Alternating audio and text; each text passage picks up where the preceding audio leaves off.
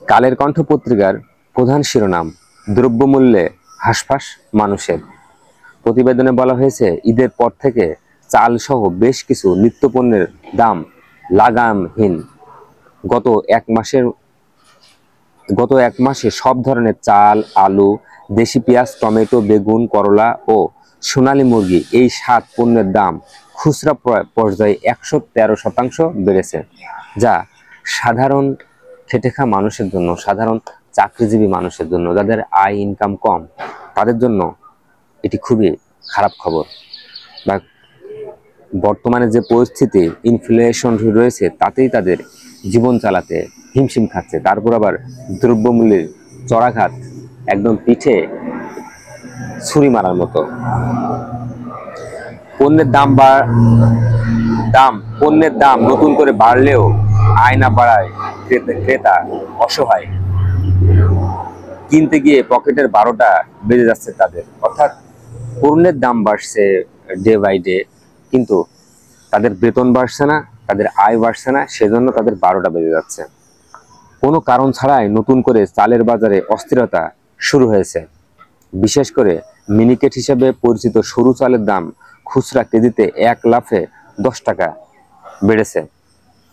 এটি মূল্যস্ফীতিকে নতুন করে উস্কে দেওয়ার ঝুঁকি তৈরি হয়েছে।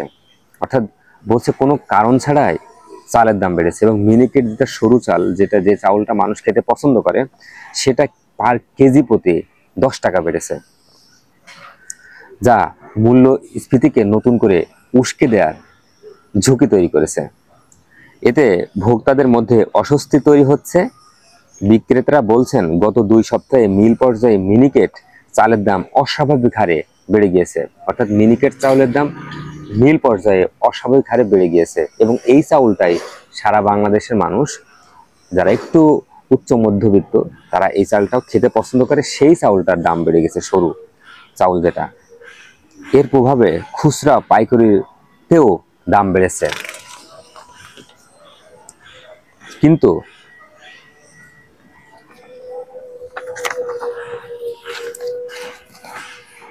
বিক্রেতারা বলছেন, গত 2 সপ্তাহে মিল পর্যায়ে মিনিকেট চালের দাম অস্বাভাবিক হারে বেড়েছে।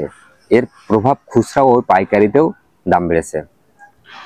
অর্থাৎ এই চাউলের দাম হঠাৎ করে বেড়ে যায়, যারা সাধারণ খেটে খাওয়া মানুষ, তাদের আসলে জীবন চালাতে, সংসার চালাতে, পরিবার নিয়ে থাকতে খুবই কঠিন হয়ে যাবে। আর তাছাড়া আমাদের দেশে আসলে যেটা হয়, সেটা হচ্ছে,